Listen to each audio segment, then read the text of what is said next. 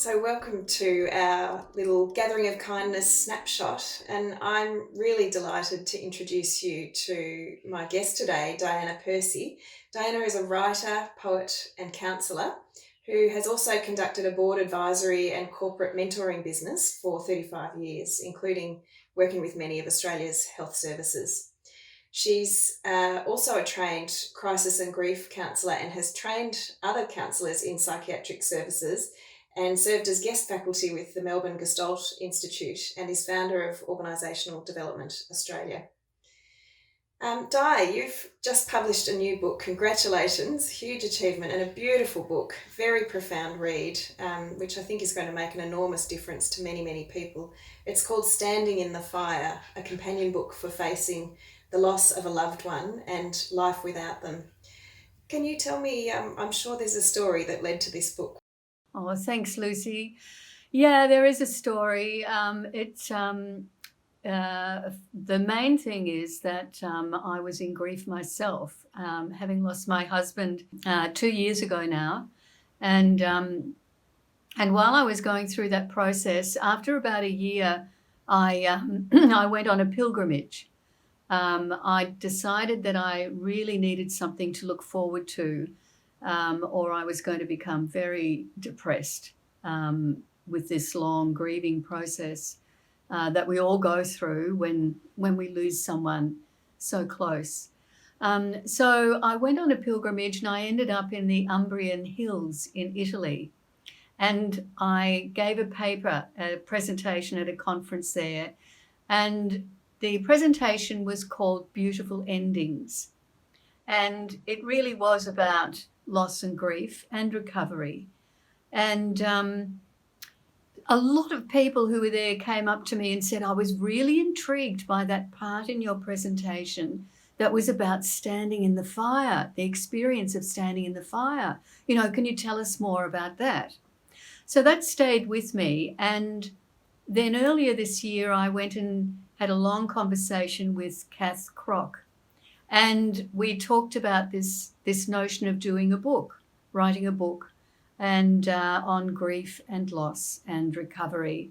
And Kath loved it and thought that it fitted in beautifully with the Hush Foundation and the notion of kindness and being patient-centered. And so with that, I went off buoyed and wrote the book.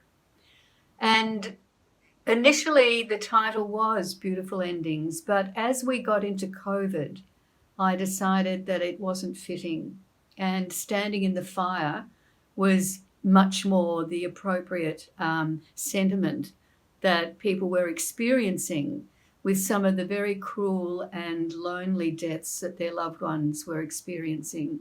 And, that also health workers were experiencing with them, because it's health workers that bear witness to all of this, and the families that are left behind. So that's the story, really. It started with a real pilgrimage, and a big part of the book is talking about grief as a pilgrimage, metaphorically. The long, hard work of grief is like a pilgrimage. Did you want to talk a bit more about that? You've got 3 thresholds in the book that you use as a metaphor for the journey through grief. Could you share what those 3 thresholds are and how they came about? Yeah, they came about really through my experience of grieving, and also the experience that I've seen others go through as well. So there's a threshold, first of all, of facing the terrible uncertainty. Are they going to die or not? Could it be possible they might die? And sometimes that's a very quick period, and sometimes it goes on for a long, long time. But eventually we come to the ending, and there is the loss. We must face the loss at that point. And the feelings along that terrible time of uncertainty, and then finally facing the loss, is like the experience of standing in the fire. It's like the internal fire of grief that wells up, which is what the idea of standing in the fire is about. It's a metaphor for the huge internal feeling of suffering that we go through. So that's the first threshold. And the thing about the thresholds too is that at each threshold there's a task that we must do, and it's a big task. And also the thresholds are a time that we can gather ourselves until we're ready to move on, to step forward and move on to the next threshold. And the idea of having thresholds provides us with some sort of resting point along the way of grief, because grief can feel like it's never ending. It feels like it's going to go on forever when we're in it, because grief embodies us. It isn't just feeling sorrow or feeling sad. It invades our entire body, and it will take over at any time or place. It's totally indiscriminate. No matter where we are, we can suddenly be gripped by grief.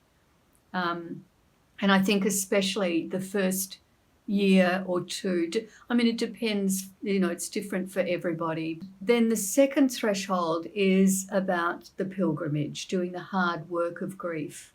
And that's the period that goes on for a long time for most people. And, this is a time where the defenses against grief can come in. So we can try to postpone it or deny it or get really busy so that we're totally involved in our work or in doing something else. And but the thing is, it catches up with us. We actually can't get away from us, because grief will follow us like a shadow, like our own shadow. And so eventually, although we'd really like to be at the end of grief, and have it all over and done with, but eventually it does creep up on us. And I've had this experience myself where I didn't grieve. I tried to grieve, but I hadn't grieved properly for someone very close. And it was years later, it was actually decades later, before I finally was able to put that person to rest for myself. So the thing is, I suppose, even if we postpone grieving, we can still complete it. But I think it's better for all of us if we can do it, at the time, stand in the fire at the time, face the fire. And the thing is too, that standing in the fire is healing. It feels as though it's going to be terrible, and it is pretty awful. But fire is also healing. It's cleansing and healing. And fire has many, many properties. And they apply metaphorically and they apply to the spirit and the soul and our psyche, as well as, to physical properties as well. The thresholds come and go. They're a place that we can gather ourselves and get ready. We do the work that needs to be done there. We do the task that needs to be done there, and we can get ready to move on to the next one. And finally, the last threshold, the third threshold, we're getting ready to move back into the community and to give our gift back into the community, the return to the community, in the words of Joseph Campbell and his hero's journey. But it's not just going back to the community, it's also giving back to the community. So the return in that way as well. And whilst that's the task of the third threshold, the means is one of the most powerful means that I know, which I describe in the third part of the book. Beautiful. I can see so many synergies along these pathways of grief with the work that healthcare workers do. walking alongside people who are grieving in various ways, shapes, and forms. I'd love to know if you've got some thoughts or some key insights from your writing and your experiences that you'd like to share with our healthcare worker and patient audience today. Yes, as a healthcare worker, you're not only looking after the physical body of the person, but there's also part of the care that is looking after their soul as well, looking after their well-being. And I'm reminded of a beautiful saying that the Irish have, which is, "You are my music." Because what happens is there's something very special that can go on between a healthcare worker and their patient. Although there's also the professional relationship and the code of ethics and everything else, you're also human beings, and there is an attachment that can form, and you do sometimes get deeply affected by the death of the patient. So there's this notion of "you are my music," and to many patients that's who you are. You light up their day when they see you, and you bring hope into the room when you come in. So the notion of music lingers on when someone dies, and it's a space that's in between. It's a space that's in between you and the other. It's in between dying and living.